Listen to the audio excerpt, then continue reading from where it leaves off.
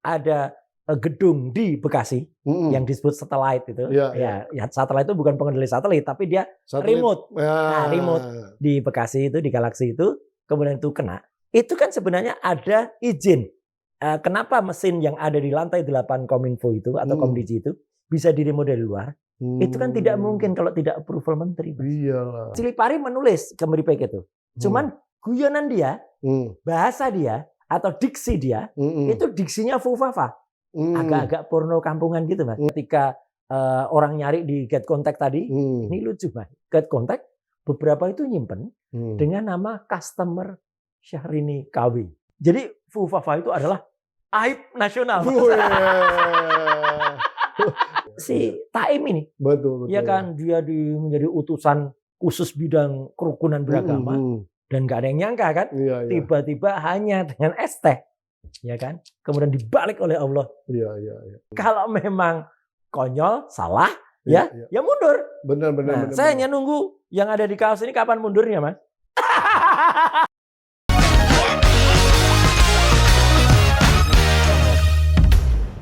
Bismillahirrahmanirrahim. Assalamualaikum warahmatullahi wabarakatuh. Yes, Sobat Forum yang luar biasa. Kembali bersama saya Bumbi Hidayatullah di acara kesayangan Anda nih, PhD 4K. Podcast hanya di sini, kritis, kreatif, konsisten, dan kocak. Kita sudah hit di atas 2 juta viewing. Dukung terus, nonton terus. Agar kita bisa menampilkan acara-acara yang lebih menarik, narasumber yang lebih hebat dan top. Nah, kini PhD 4K di studio sudah ada kepalanya Bin. Bukan kepala Bin ya, kepalanya Bin, yaitu Mas Roy Suryo. Selamat datang Mas, luar biasa kasih. Mas. Waduh. Ini kita bakal ketawa-ketawa nih. Harus diklarifikasi dulu di awal. Iya, Bin itu apa sih? Ntar Bin yang bener marah nanti. Makanya saya bilang kepalanya Bin. Ya. Bin yang di sini kita bicarakan adalah kita memberikan apresiasi penghormatan kepada netizen. Jadi Binnya adalah badan intelijen netizen. Harus diformalkan itu kayaknya. Harus diformalkan dan harus dirayakan, Mas. Gitu. Mau es teh? Nah, itu maksud saya. Dirayakan. Kita kalau minum es teh langsung ingat kepada Son Haji. Iya, kita borong tuh harusnya. Kita borong tuh harusnya. Cuman ya kan jangan sampai netizen yang kemarin sudah bela benar Pak Son Haji dan berhasil kemudian beliau mendapatkan apresiasi banyak banget ya. Ratusan juta bahkan sampai miliar. Di atas 1 miliar yang donasi yang diterima. Bahkan sampai Sun Haji. Naik tapi Sun umroh dulu. Katanya mau umroh dulu. Jadi Sun udah umroh itu. Tayangan terakhir bikin kita kaget, Mas. Tayangan terakhir kan seperti kalau saya bilang sih nggak jauh dari rekayasa itu ya. Gitu tiba-tiba kayak mau nangis terus minta supaya si Miftah itu jangan diterima pengunduran dirinya. Apa ini? Netizen jadi bingung sekarang gitu. Maka ya. Tapi netizennya luar biasa ya. Oh, luar biasa, Mas. Apa aja ketemu. Benar sekarang dan masyarakat terutama juga pejabat publik benar-benar harus hati-hati sih terhadap netizen. Karena ini mewakili layers keempat. Dari kan kalau dulu kita kenal tuh ada yang namanya yudikatif, eksekutif, trias politika. Trias politika. Nah, ini yang keempatnya. Ini yang keempat kalau dulu tuh media. Cuman sekarang kan media tuh ini terus terang Mas, saya nggak tahu Mas atau pemirsa di YouTube ini setuju atau enggak. Males Mas kita sekarang nonton media konvensional. Kalau nggak nonton YouTube yang mencerdaskan kayak PhD ini. Iya kan gitu. Karena media katanya takut karena kalau nggak ada yang beriklan, susah mereka kan. Ya gitu. Tapi kalau isinya sama semua buat apa Mas? Ya kan sekarang kan isinya maaf ya, kembali kayak zaman-zaman orde yang sebelum ini gitu, yang orde baru itu kan pernah Mas. Dulu sebelum orde itu tumbang, itu kan media tuh ada yang namanya TV Pool. Betul. Kita ingat tuh ada TV Pool. Semua beritanya tiba-tiba sama. Terus tiba-tiba satu senior kita waktu itu Pak Sarwono waktu itu diwawancara di SCTV, kemudian bilang cabut gigi. Terus ramai semua. Cabut gigi itu artinya ya dicabut gigi yang bikin sakit. Betul. Ada pemimpin yang bikin sakit kan dicabut. Iya, betul. Sekarang agak-agak ke situ Mas, gitu kalau kita lihat. Jadi media kok sudah mulai monoton. Kemudian tapi ya untung kalau dulu kan orang nggak bisa nonton YouTube Mas. Kalau sekarang ada bisa nonton podcast kayak gini. Nah itu. Jadi paling tidak kita bisa memberikan alternatif informasi yang lain gitu ya. Pemirsanya tambah banyak Mas. Amin. Iya nggak hanya 2 juta Mas. Iya, Terima kasih, terima kasih. Oh iya kan. Ini pelan-pelan lah, baru setahun ini kita bergerak. Betul, Belum nyampe kan setahun kalau sih. lihat statistik kita, kan 139 juta Iya. netizen itu, lebih ya gitu. Nah, moga-moga ya ambil ceruk sebagian di situ kan asik nanti. Iya. Tah. Mas, kemarin bersama netizen ya, berhasil membongkar urusan Fufufafa. ya. Kan kalau kemarin ini netizen meramaikan sesuatu gitu, pola-pola tingkah laku dari pejabat gitu, bisa melakukan public pressure lah. Betul. Mewakili publik gitu ya. Ya. Dan kemudian si pejabat itu bisa mengundurkan diri gitu. Banyak kejadiannya kan sudah ada beberapa lah. Beberapa terakhir kan si yang Miftah ini kan. ST ini ya. Ya ST, saya sebut aja lah namanya. Ya. Gitu, jelas. Saya kan harus hati-hati. Kalau Mas terserah. Nah, artinya gini, yang pertama kita perlu memberikan apresiasi dan penghormatan. Itu semua memang hasil kerja kerasnya netizen. Saya bukan siapa-siapa, ya. Hanya saja yang saya lihat pada kasus, ya sudah aja kasus Fufufafa kemarin. Itu kan netizen itu kan mengeluarkannya secara sporadis, Mas. Betul. Dari 5.100 postingan Fufufafa. Nah, netizen ini beramai-ramai ngeluarin. Ada yang ngeluarin data ini, ada yang ngeluarin data ini, data ini. Sampai ke GoPay ya. Nah, sampai ke GoPay. Nah, cuman kan belum terjadi satu hal yang kalau istilah kita tuh hal yang komprehensif. Iya, kronologinya belum ada. Sama kemudian diramunya sehingga banyak yang belum percaya. Ya, sekelas profesor pun yang dulu ketua MK gitu pun waktu itu masih belum percaya. Nah, kenapa? Karena data-data dari atau informasi dari netizen ini sebenarnya belum berwujud informasi. Waktu itu masih berwujud data.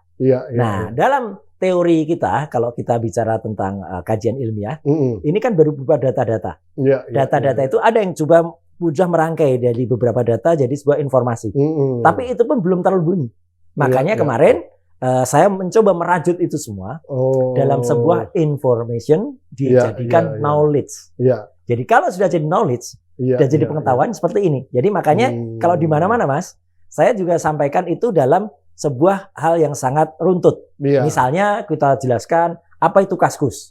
Banyak mungkin seusia kita masih ngalamin Kaskus. Dulu zaman Friendster kita masih ngalamin. Saya nggak main Friendster sebelumnya. Ya. Nah, dulu kan kita masih kalau ngobrol itu di mailing list. Kita ngobrol jangankan pakai laptop, dulu mungkin masih pakai PC. Belum zaman gadget seperti sekarang. Tapi adik-adik kita Gen Z itu Gen X apalagi Gen Z itu kan nggak ngalamin dulu Kaskus itu apa. Jadi di situ saya terangin dulu bahwa dulu Andrew Darwish itu seorang namanya Andrew Darwish dengan dua orang temannya ada Darmo ada Budi. Itu ketika studi di Amerika tahun 99 mereka membuat sebuah forum diskusi. Itu tadinya tugas akhir mereka. Namanya Kaskus, singkatan dari Kasakusu. Kasakusu disingkat Kaskus. Nah, awalnya servernya di Amerika, kemudian dipindah ke Indonesia. Di situ kemudian ada forum diskusi sampai jual beli akhirnya. Yang paling terkenal FGB. Forum jual beli. Itu yang paling terkenal, Mas, dulu. Sebelum ada, harus saya sebut, sebelum ada Topet, sebelum ada Tokopedia, sebelum ada Bukalapak, sebelum ada ini jualan ini gan, gitu kan di situ. Dan dulu kalau ada orang yang menawar pertama, biasanya itu kita sebut Pertamax gitu. Pertama kali soalnya. Nah, jadi istilah-istilah itu muncul ketika di Kaskus itu. Ada juga forum yang dulu bikin orang kelahi. Namanya Fight. Benar. Akhirnya ditutup. Ada juga forum yang maaf ini agak porno-porno. Betul. BB17. Gitu bincang-bincang 17 tahun. Itulah yang kemudian saya jelaskan dulu Kaskus itu apa. Kemudian dari situ kita nerangkan ada sebuah akun yang waktu itu namanya Fufufafa. Nah, akun Fufufafa ini kemudian kita bedah. Dari pembedahan itu kemudian ada temuan beberapa lucu-lucu lah. Ini temuan-temuan netizen nih sebenarnya. Misalnya ketika Fufufafa itu cerita dia kehilangan nggak bisa logout lagi kepada salah satu ID-nya. Raka Genarli waktu itu. Nah, di saat yang lain ternyata ini ada sinerginya dengan sebuah akun lain namanya Cilipari. Nah, Cilipari, kita tahu Cilipari Catering itu adalah catering milik Gibran Raka Buming Raka di Solo waktu itu. Betul. Kemudian ternyata ini ada yang saling berhubungan.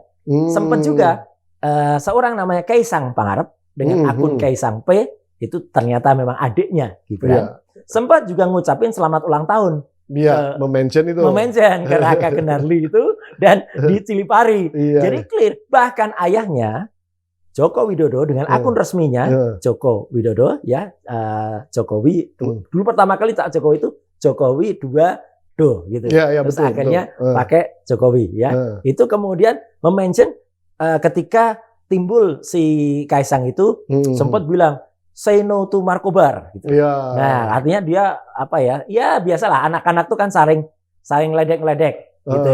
Nah, ternyata akun resmi Pak Jokowi itu memention juga Kaisang Pangarep dan Cilipari. Nah, jadi inilah yang kemudian kita gunakan sebagai identifikasi bahwa mereka itu saling terhubung. Bahkan kemudian saya lakukan hal yang namanya identifikasi lebih lanjut lagi. Misalnya di akun Cilipari itu sempat juga bilang hal yang sama persis dengan akun Fufafa. Nah, jadi Fufafa bilang kalau mau cari stick gunting ya, stick gunting di PIK yang buat stick itu. Itu di mana? Kalimat yang sama ada juga di Cilipari. Pada hari yang sama, hanya jamnya berbeda. Kalimatnya sama persis. Kalimatnya sama persis. Iya, betul. Kalau istilah orang netizen tuh plek ketiplek istilahnya ya, sama persis. Hanya jamnya beda. Dan menariknya, kalau yang pertama muncul tuh Cilipari, kemudian Fufafa ini nompleng, kita bisa bilang, Fufafa ini sengaja pengen dompleng.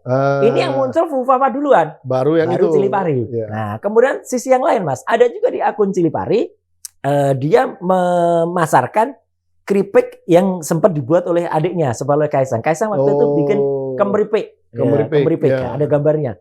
Nah, Cilipari menulis kemripik itu. Cuman guyonan dia, bahasa dia atau diksi dia itu diksinya Fufafa, agak-agak porno kampungan gitu, Mas. Kemripik, pipe, atas ada tem. Jadi siap. Nah, gitu nggak usah disebut. Nah, nggak disebut. Soalnya pasti di gitu. Saya pun nggak akan nyebut. Jadi, Mas, dari beberapa identifikasi itu, termasuk yang menarik, yang terakhir yang saya identifikasi adalah ketika ada sempat Menteri Koperasi dan UKM waktu itu, ya. Sekarang kan tinggal Koperasi doang, UKM sendiri juga kan. Dulu Menkop dan UKM Pak Syarif Hasan itu sempat mengadakan acara di UNS, di Universitas Negeri 11 Maret. Nah, acaranya jelas, ada pemberitaannya. Kemudian dia mesen catering. Kebetulan saya tahu catering yang dipesan memang Cilipari. Karena catering Cilipari itu sempat terkenal waktu itu. Nah, esok paginya akun Fufafa ini menulis, terima kasih Pak Menteri sudah menggunakan catering Moga-moga Pak Menteri cocok. Nah, jadi cateringnya Cilipari, tapi kok yang jawab Fufafa. Nah, dari itu semua kemudian saya rangkaikan menjadi sebuah kesimpulan yang hampir ini tambah ini upaya netizen lagi, Mas. Jadi kan kalau akun, Mas misalnya atau kita gitu, kan kadang-kadang kita tuh manusia kan keterbatasan ya.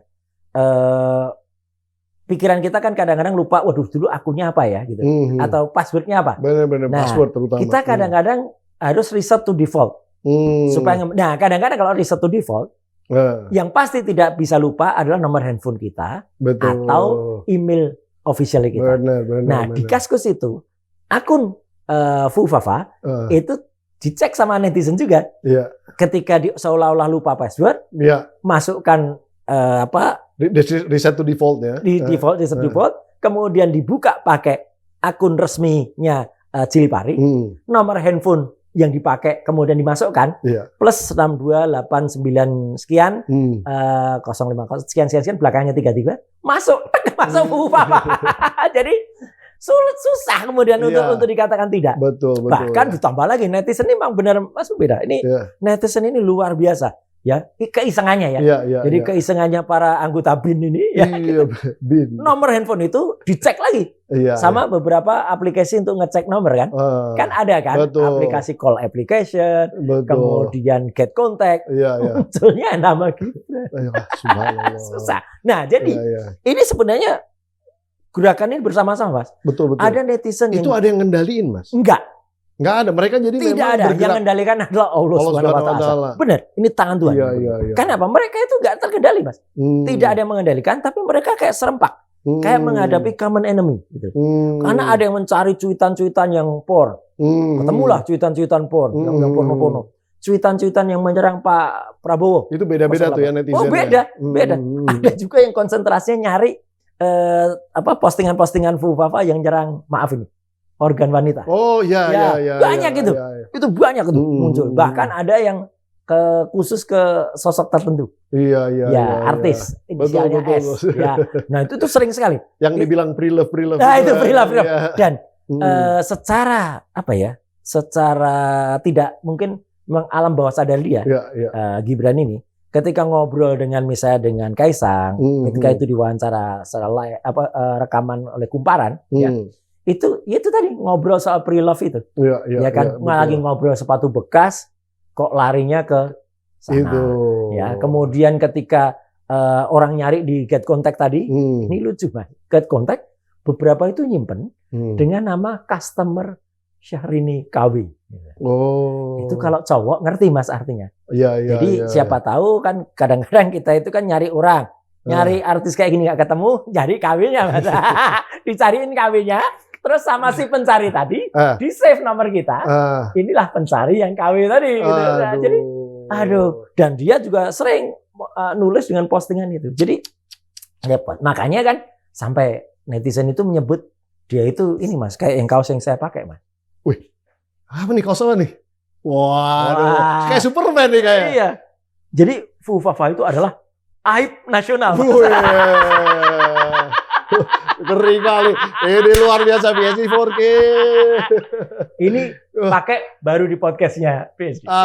Terima kasih. Banyak Mas, kalau saya banyak Mas. Lucu aja. Boleh nanti dibagikan? Ini saya juga cuma dapat dari teman Mas. Jadi ada. Oh bukan Mas yang produksi? Bukan. Jadi lucu. Di Jogja itu ada teman yang dulu bekas perusahaan kaos terkenal di Jogja. Saya nggak perlu sebut ya. Nah dia tuh bikin, terus kirim ke aku Mas. Nah nanti buktikan aja. Kalau ini tayang, nanti di bawah tuh kan pasti ada komen. Kalau ingin beli kaos yang dipakai Roycer di PSD 4K, hubungin. Pintar teman saya itu. Lah, kok tahu tapi? Kan saya nggak bilang kita mau ngomong ini. Kok udah langsung pakai kaos ini? Bener kan? Nggak tahu kan? Ya kan saya nggak bilang. Nah, makanya. Saya cuma mengundang, Mas, kita ngobrol-ngobrol. Siap. Jam segini, hari ini gitu kan. Mas Roy oke. Ya kan ngomong netizen.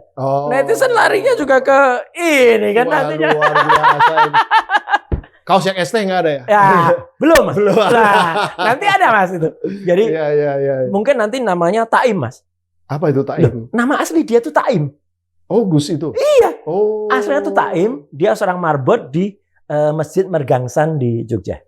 Ceritanya itu. Terus sama ini terus terang aja. Sama Pak Amin Rais, dia tuh agak diangkat lah gitu derajatnya sehingga terkenal Mas. Gitu.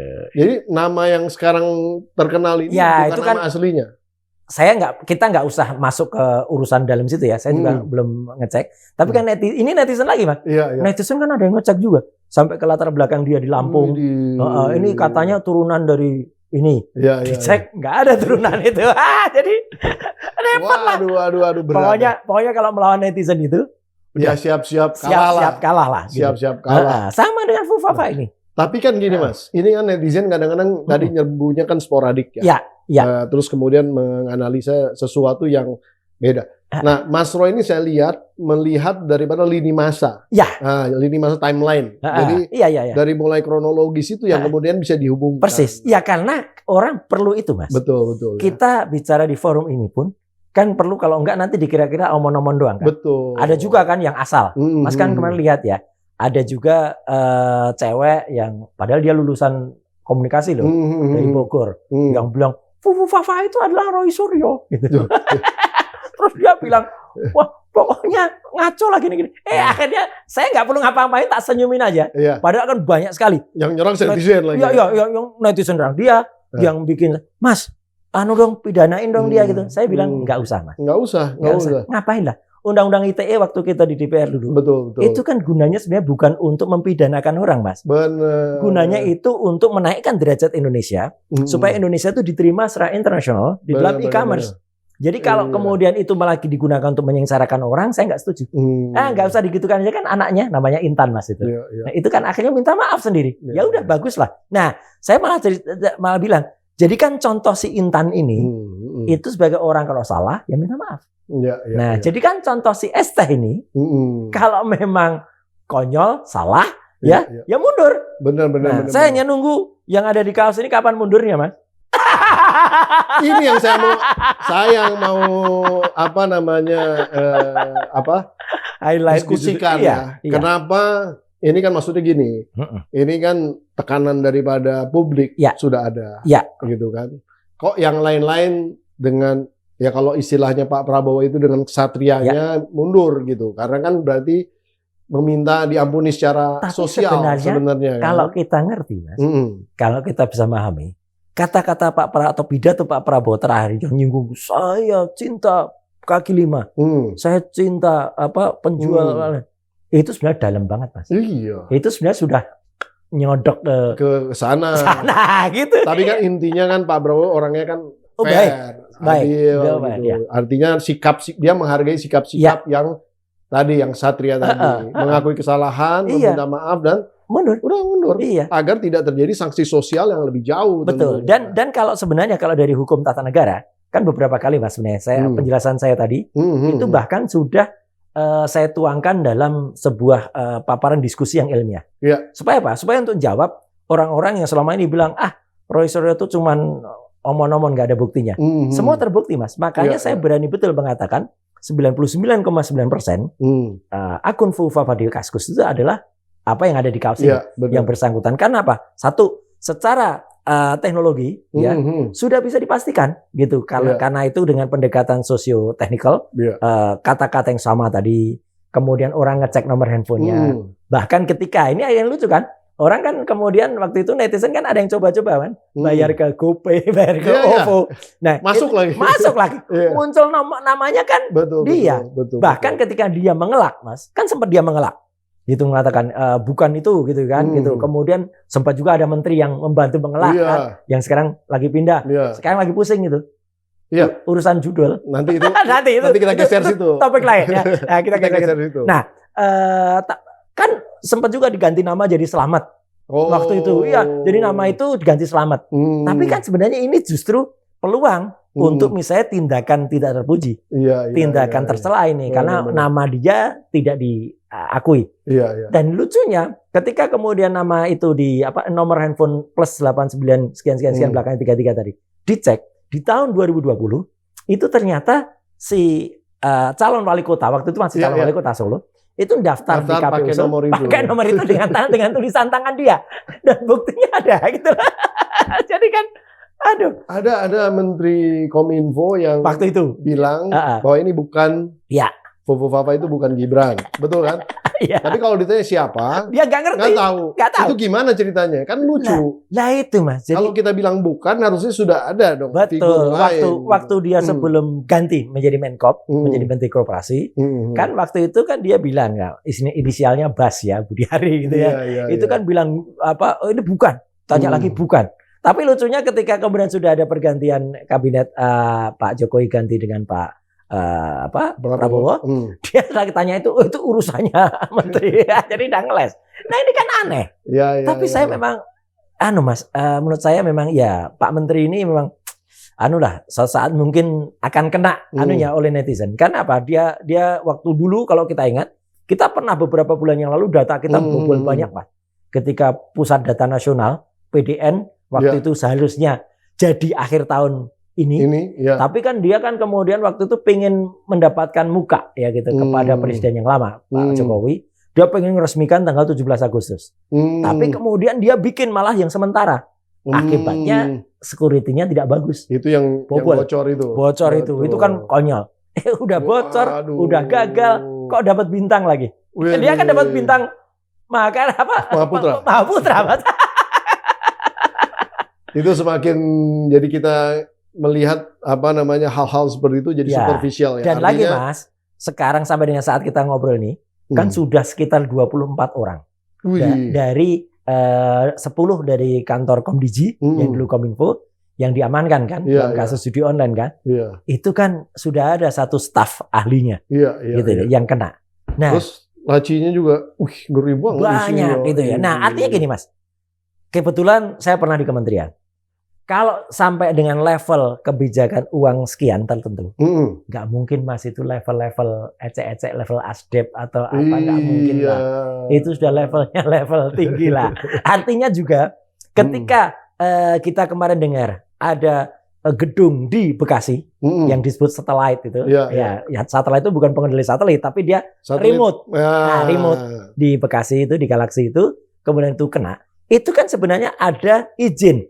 Kenapa mesin yang ada di lantai 8 Kominfo itu atau Komdigi itu bisa di-remote dari luar? Itu kan tidak mungkin kalau tidak approval menteri. Iyalah. Iya, jadi ya. Portnya kan harusnya tutup semua. Persis. Saya hanya bisa mengatakan kebijakan itu, policy itu tidak mungkin oleh seorang direktur, tidak bahkan seorang dirjen, pasti levelnya menteri.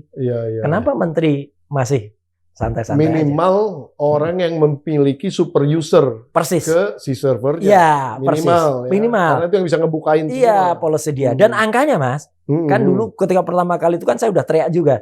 Ketika seorang oknumnya tertangkap, kan dia bilang, oh itu ada 8.000 yang kita amankan, 4.000 yang dilepas, ya satu dari 8.000 itu masing-masing kita kenakan 8,5 juta. Saya langsung bilang bohong Mas kalau 8,5. Gak mungkin Mas. Jauh di atas itu. Pasti jauh. Pasti jauh. Oh, mana mau dia terima 8,5 juta untuk mengamankan ini. Pasti angkanya puluhan lah. Dan saya waktu itu memprediksi 25 jutaan. Bener. Akhirnya 2 minggu yang lalu kan polisi juga sudah berhasil menginterogasi salah seorang pelaku yang buron. Waktu itu buron sampai tangkapnya di Jogja, di Amarta, di Sleman. Ya, akhirnya kan dia ngaku kalau dia satu situs itu dikenakan charge itu 24 juta. Ya. Istrinya juga udah kena TPP. Nah, gitu. Bisa nggak netizen ini ngebantu kita ngeberantas judol? Justru itu kita harapkan. Karena apa yang dilakukan pemerintah ini, Mas Bung, itu sebenarnya adalah salah kalau saya bilang. Ibaratnya gini, kita ngobrol nih di ruang podcast ini, ya. Kemudian ada air yang masuk, bocor, katakanlah ya. Anggap aja judi online itu bocor. Kemudian kita hanya nutup lubang-lubang bocornya aja, dikasih apalah damdrek atau kasih apa yang buat nutup itu, ya. Tapi kita nggak nutup sumbernya, ya bocornya jalan terus. Sama seperti judi online ini. Jadi yang dilakukan kemarin-kemarin, ketika Kominfo waktu itu atau Komdigi sekarang, sahabat kita Mbak Mutia Hafidz yang sekarang jadi menteri itu, nah kemudian dia bilang kami sudah menutup ribuan situs, nggak ada gunanya. Karena bukan itu poinnya. Karena bukan itu poinnya, bukannya port-portnya itu yang ditutup, si servernya itu. Nah, poin yang paling penting adalah apa, Mas? Ketika aturan yang membolehkan server itu boleh di luar negeri itu ada, itulah harusnya diubah. Kalau seorang menteri punya visi, dia akan cek kenapa server-server judi online itu ada di luar negeri. Dulu, Mas, 2012 sebenarnya ada aturan pemerintah, peraturan pemerintah nomor 82 kalau saya nggak salah, itu mengharuskan semua server yang untuk layanan itu ada di dalam negeri. PP 71 tahun 2019, 7 tahun berikutnya itu ada kalimat di pasal 21 ada kalimat mengatakan boleh di luar negeri, boleh di dalam negeri atau di luar negeri. Nah udah, jadi judi-judi sekarang pada lari keluar. Jadi yang kita harapkan dari netizen tadi, Mas, ayo kita ajak netizen itu paling enggak untuk mengidentifikasi, Mas. Nah itu kenapa sama Mbak Mutia nggak di itu ya? Nah itu. Nggak, sama Mutia harusnya kan dia ini. Betul, kan itu kan sebenarnya hanya peraturan pemerintah. Dengan cepat, menteri, netizen gitu ajak netizen atau Mbak Mutia bisa kemudian usul ke presiden untuk bikin PP baru untuk merevisi PP yang tahun 2019 tadi. Oke. Dan itu secara de jurenya ya. Secara de jurenya, ya, gitu. Nah, de factonya netizen ini, Mas. Biarkan netizen jago banget, Mas, untuk melacak misalnya ini IP-nya ini, interprotokolnya ini. Udah, kan Kominfo tinggal buat kayak Marwara Sirait buat sayembara. Betul. Mencari Harun Masiku gitu kan. Iya kan? Siapa yang bisa menutup ini gua kasih. Iya, kan sebenarnya gampang, Mas. Kayak yang kembali lagi ke Fufafa. Kembali seperti apa yang saya lakukan, yang Anonymous lakukan. Yang kan sebenarnya yang saya lakukan tuh sama dengan Anonymous, Mas. Cuman karena Anonymous tuh nggak berani tampilin jati dirinya, karena khawatir kalau nampilin dia akan hilang nanti. Loh, saya ini, Mas, Kan banyak orang mengatakan nekat banget Mas gitu. Loh, saya nggak nekat. Kita ini ilmiah. Dan kalau tidak benar, saya udah hilang 2 bulan yang lalu Mas. Udah diamankan benar gitu. Tapi karena kita benar, mau dilaporin pakai pasukan. Udah dilaporin kan? Wow, beberapa sering Mas. Sudah dipanggil? Pernah dipanggil belum? Enggak. Karena informasi yang saya dengar juga Mas, ini dari podcast sebelah ya, yang dari Bocor Halus itu kan memang sebenarnya istana juga sudah mencari tahu lewat BSSN. BSSN yang benar Mas ini, bukan Badan Cyber dan Sandi Netizen bukan ya, tapi yang beneran, yang negara. Jawabannya sama Mas. Fufufafa Jadi ya sudah, sekarang aparat. Itu confirm ya? Confirm. Ada di tayangan Bocor Halus. Di BSSN dipanggil tuh. Nah, artinya ketika kemudian aparat misalnya mau memanggil saya dan misalnya mau menyalahkan, ya kan saya tinggal bilang loh kalau saya salah, yang benar apa? Kan pasti polisi juga punya alat yang sangat canggih dan ketemu juga kan pasti. Ya udah kan tinggal mengamini aja gitu. Iya. Ya intinya tadi yang lini masa itu tadi. Kalau semua kronologisnya nyambung dan kemudian titik-titiknya kena sampai saya bikinin saya bikinin chart-nya bahwa chart itu adalah ketika si Fufafa itu ngakses situs porn itu kemana saja. Saya bikin itu sampai ke dia ke Pornhub, ke ChatTubes, ke apa? Gila tapi si netizen gila Mas. Gila. Berarti dia login ya? Login si Fufafa tuh login. Iya. Kalau login berarti kan dia ada jejaknya. Iya. Nah, jejaknya dan ketika jejak itu muncul, Mas, kan ada software ya. Saya nggak boleh ceritain software. Mungkin dia komen atau apa. Ya, itu ada di situ. Tinggal kemudian jejaknya kan dia muncul. Saya tuh tahu itu software itu tahu saya. Ada juga kan dia juga pakai form yang lain. Namanya dia pakai form spring. Dia masuk ke situ juga. Ada juga. Gitu. Jadi artinya kita kan tinggal mengamini saja, gitu. Jadi saya bukti-bukti yang saya lakukan, saya juga melakukan sendiri, tapi juga netizen melakukan, kan bisa kita komparasi, Mas. Oh ini benar, ini benar, dan kan bisa kita petakan. Begitu saya petakan, muncullah nanti. Oh ini pernah akses ke situ, pernah akses ke sini, pernah akses ke Eropa Timur, situs porno, pernah akses ke lain-lain gitu. Muncul. Ini kan berarti sebenarnya simple, Mas. Sama juga dengan urusan judi online tadi. Artinya kan kalau misalnya ada akun-akun yang dikenal, itu kan kita tahu dia login ke si servernya si judi kan, sebetulnya kan itu. Artinya sebenarnya yang main aja kita bisa tahu. Enak kalau saya ngobrol dengan orang yang ngerti ya Mas. Betul kan? Sangat simpel Mas. Betul kan? Bahkan sangat simpel, jauh lebih simpel dari judul. Mas, gimana itu? Fufufafa ini kan di Kaskus. Kaskus itu kan milik Indonesia. Servernya ada di sini. Servernya ada di sini. Tinggal minta. Anda di badan dia masih on. Lognya kan. Chat lognya diambil. Lognya kita udah lihat. Ketahuan. Bahkan kalau misalnya kan ada yang bilang mengatakan Prof Jimli waktu itu, wah udahlah itu kan sudah 10 tahun yang lalu. Enggak Prof, saya waktu itu bilang gitu. Kejadian dia itu ada yang barusan, kan ada yang hapus. Sampai dengan 2100 sekian dihapus, 2009 sekian dihapus. Postingannya dihapus. Itu ada. Itu on lagi jadi. Itu on lagi kan itu. Lognya kan ketahuan IP-nya. Bahkan yang paling terakhir yang ngapus kan lucu lagi. Jadi supaya dia nggak ketahuan ngapus halamannya, page-nya, dia kan ngapus tidak halamannya tapi kontennya. Nah, untung kan kita sudah kumpulkan nih. Misalnya postingan soal ini itu size-nya misalnya 860 kilobyte kan pendek-pendek jadi memang hanya kilobyte waktu itu.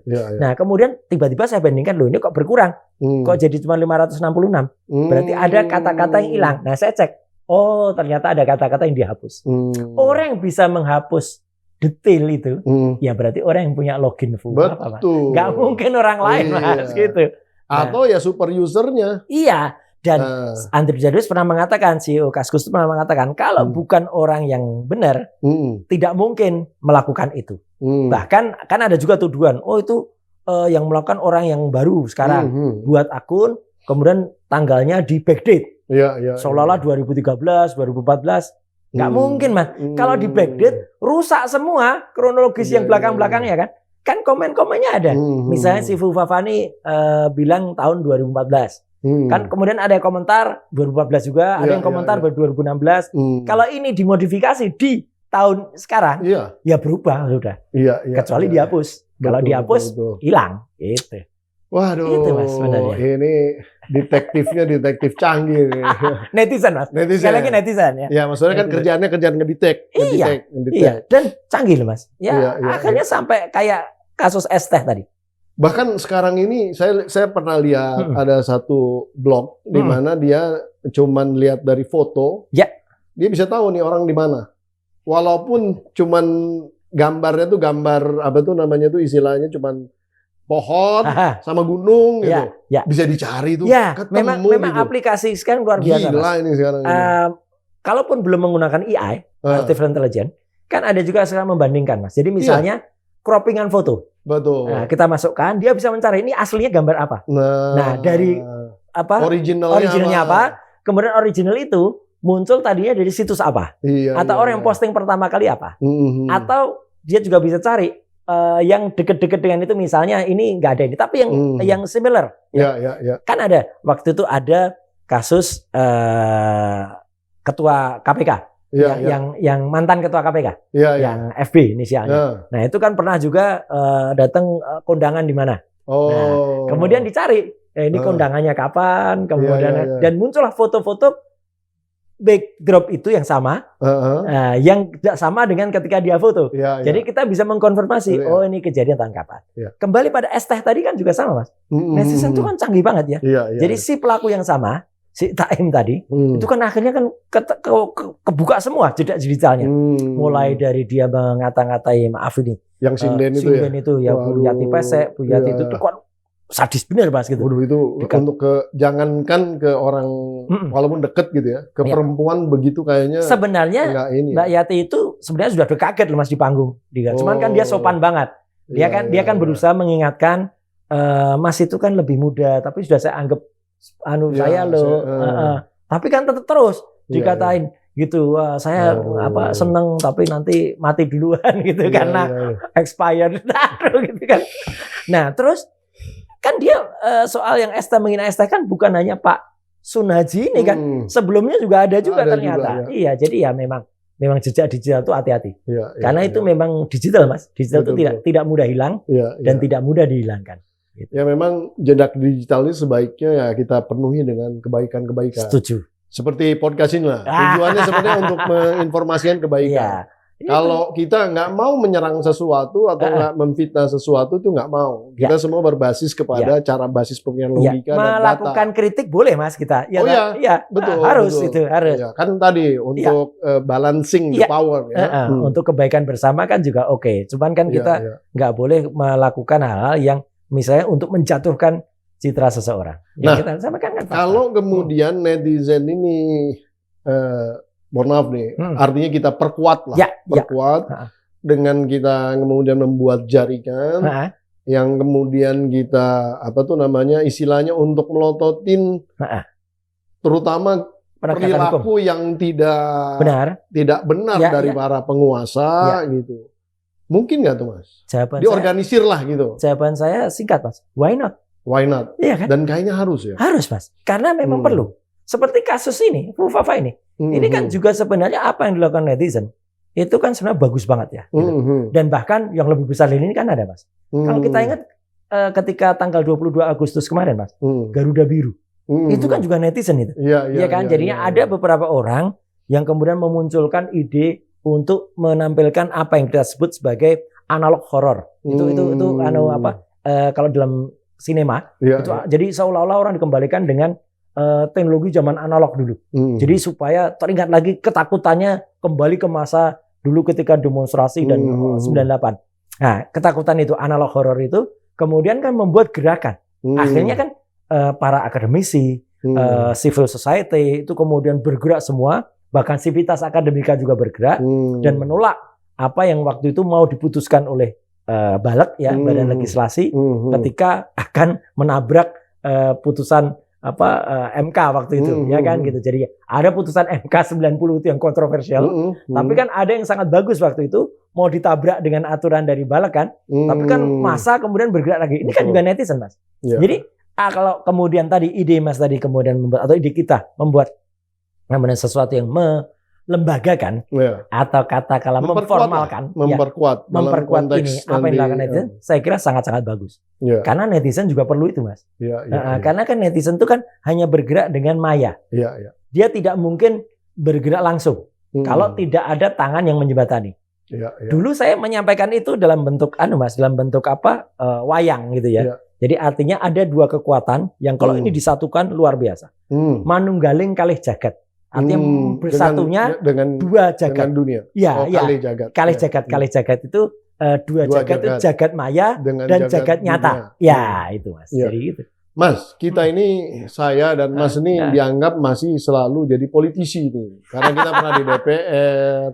Jadi padahal saya sudah 4 tahun pensiun. Nah, ini yang saya mau klarifikasi. Kalau saya juga sudah tidak di partai. Kita radikal bebas sebetulnya. Radikal bebas. Radikal dalam konteks, maksudnya bukan radikalisme ya. Radikal orang bebas aja. Ion radikal gitu ya. Nah, supaya konfirmasi aja. Mas ini sekarang udah independen lah ya. Sangat. Jadi saya tuh mengundurkan secara resmi dari partai itu pada tanggal 11 Maret tahun 2020. Dengan sekarang berarti sudah 4 tahun lebih. Kan gitu. Dan itu resmi, Mas. Kan orang mundur dari partai itu kan ada 3, Mas. Ada yang dia mundurnya tuh melipir tiba-tiba hilang, minggat. Ngomong-ngomong, tahu-tahu pindah ada. Ada yang dipecat. Nah, ada yang pamit. Tahu nyalon dari partai lain. Nah, itu. Dan tiba-tiba diumumkan sudah bukan bagian kami. Itu tahu-tahu nyalon dari partai lain. Yang sebelah kan gitu. Saya pakai surat, Mas, resmi. Saya bersurat resmi. Saya juga resmi ke ketua umum, dijawab resmi, dan alasan saya waktu itu karena saya sekolah. Clear. Jadi kita ini kalau istilah mengkritisi, berpendapat, tentu dalam konteks objektivitas dan boleh, Mas. Dalam keadaan kepedulian kita kepada negara tentu ya. Setuju. Kan ada juga yang bilang gini, Mas. Wah, Mas Roy ini sama aja udah keluar dari partai tapi kok tetap nggak hilang politik. Loh, kita kan tetap punya hak politik, Mas. Betul. Iya kan, gitu. Dan meskipun kita nggak ngaku kalau kita anggota dari partai perseorangan, Mas. Kan ada yang, ada yang barusan dikatakan bukan sebagian partai, terus kalau ditanya, Bapak partainya apa? Saya partai perseorangan. Kita nggak usah ngaku partai perseorangan. Tapi kan kita punya hak individu. Ya kan, dan itu dijamin oleh Undang-Undang Dasar 45 bahwa kita berhak untuk memilih, berhak juga untuk dipilih, ya gitu. Meskipun kita bukan bagian dari partai. Nah, kecuali dipilih menjadi presiden nggak bisa, Mas, karena nggak ada presiden. Harus memang dukungan partai. Iya, presiden nggak ada partai itu. Tapi kalau menjadi calon di daerah boleh independen kan. Independen. Dan independen kemarin suaranya lumayan, Mas, di Jakarta. Bisa ya, hebat itu. Tapi kalah sama hampir sama suaranya sama Golpasnya. Oh iya, betul. Sama. Sama Jadi ya kan? Golpasnya nih parah banget nih. Golongan pilih semua. Golongan pilih semua. Artinya apa itu? Berarti memang ada ketidakpuasan di dalam konteks pelaksanaan demokrasi. Saya rasa bukan karena calonnya saja. Karena sistemnya juga. Karena mungkin mereka pengen memilih tapi yang dipilih tidak ada, bisa. Karena kemudian kok diarahkan semua, bisa. Kok ada satu yang katakanlah tinggal sendirian ada. Kok tiba-tiba ada yang independen, kok tiba-tiba dapat KTP banyak, ada. Padahal masukin ke silon tuh susah banget loh. Iya kan? Itu silon itu aneh banget itu. Itu nanti satu hal yang kita akan harus bahas itu. Kayak dulu waktu saya juga membahas di sebelah itu soal Sirekap ya. Sistem informasi rekapitulasi itu juga parah, Mas. Itu pendekatannya masih pendekatan istilahnya monolitik gitu ya. Sangat. Tidak ada istilah microservicesnya. Nggak ada. Itu anu banget itu. Itu pasti stucknya banyak banget. Iya, stucknya banyak, bugnya banyak. Ya, dan yang parah, Mas, ini terus terang aja, bisa juga dimasukin satu script, kan itu namanya JSON script. Waktu itu kan saya temukan juga itu JSON script yang membuat itu bisa diacak-acak, Mas. Bahaya, Mas. Jadi makanya kalau kita nanti, misalnya nanti sudah ada lembaga itu, kita bisa mengkritisi, Mas. Siap. Kalau misalnya kita dengan bantuan netizen, kalau misalnya pemerintah ini pengen maju ke depan, kita nggak berpihak loh ini ya. Kita berpihak untuk kebenaran. Misalnya akan menggunakan online, kayak di Amerika, online vote. Nah, kita kasih masukan. Amerika itu harus diproteksi sama seperti Indonesia.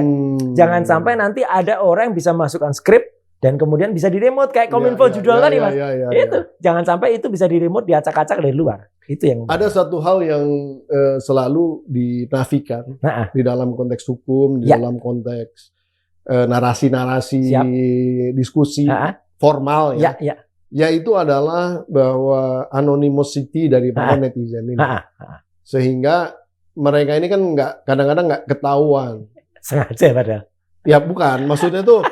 Nah, ini sebetulnya gimana, Mas? Dalam konteks kalau kita berdebat di dalam konteks hukum, informasi yang kita dapatkan dari akun anonymous itu sebenarnya gimana? Gini. Anonymous itu muncul karena memang ada dua genre atau ada dua aliran gitu ya di media sosial ini yang mengatakan anonim itu boleh dan anonim itu tidak boleh. Di luar sebenarnya itu berkembang mulai dari akun email. Akun email kalau kita perhatikan, Mas, akun email luar negeri, apakah itu di Inggris ataukah di Amerika, itu pasti nama asli orang itu. Mau dia pakai Gmail, mau dulu pakai Yahoo Mail, mau dia pakai American Online atau apa, nama dia kadang-kadang kalau misalnya saya gitu, biasanya kita pakai nama depannya disingkat, nickname-nya disingkat, surname-nya itu langsung ada. Jadi saya biasanya kalau di luar ya pakainya R Suryo. Gitu ya. Itu resminya begitu. Kalau orang tidak menggunakan itu, Raden Suryo misalnya kayak gitu. Orang tidak menggunakan seperti itu, sudah ada konvensi di sana, aturan tidak tertulis di sana, berarti ini tidak resmi. Nah, di Indonesia ketika internet masuk, itu cenderung orang menggunakan nama yang aneh-aneh, alias anonim, gitu kan. Nah, sekarang iklim kayak di Indonesia ini juga sudah masuk ke luar. Jadi belum tentu orang pakai nama aslinya. Dan ini memang debatable, Mas. Karena kan ada orang bilang yang penting kan bisa dicek. Mau dia pakai anonim, mau dia pakai apa, kalau diteliti langsung, nanti toh IP-nya juga akan ketahuan, Mas. Yang penting kan sebenarnya keabsahannya ya. Betul. Bukan dari sumbernya kan. Iya. Jadi saya analogikan gini, Mas. Batman memberikan informasi ke Komisioner Gordon. Yes. Bahwa si ini penjahat-penjahat, dia kasih buktinya. Komisioner Gordon memproses secara legal. Sebenarnya boleh kan kayak boleh. Anggaplah seperti gitu ya kira-kira analoginya. Orang nggak ngerti apakah siapa itu Batman sesungguhnya. Betul. Nggak ada yang tahu gitu. Nggak ada yang tahu. Kita aja yang pembaca tahu. Iya. Wah ini dari apakah dia menyaru sebagai wartawan atau apa kita nggak ngerti kan gitu. Nah atau misalnya kayak Deep Throat yang ketika informasi di Presiden Amerika waktu itu kan gitu. Kan kita nggak ngerti siapa itu Deep Throat sampai dengan sekarang gitu kan. Nah, sama. Nah, ada satu klausul juga di Undang-Undang ITE juga sebenarnya bahwa hasil spying itu nggak bisa dijadikan bukti hukum. Sebenarnya sih tergantung juga, Mas. Artinya kan ini dianggap spying nggak kegiatan ini si netizen yang kita diskusi lah. Iya. Gini, tergantung sebenarnya keakuratan dari nilai buktinya. Nilai buktinya. Kembali ke situ lagi. Undang-Undang ITE pasal 5 ayat 1 yang penting sebenarnya bukan dari siapanya. Tapi izin. Sama seperti kita, Mas.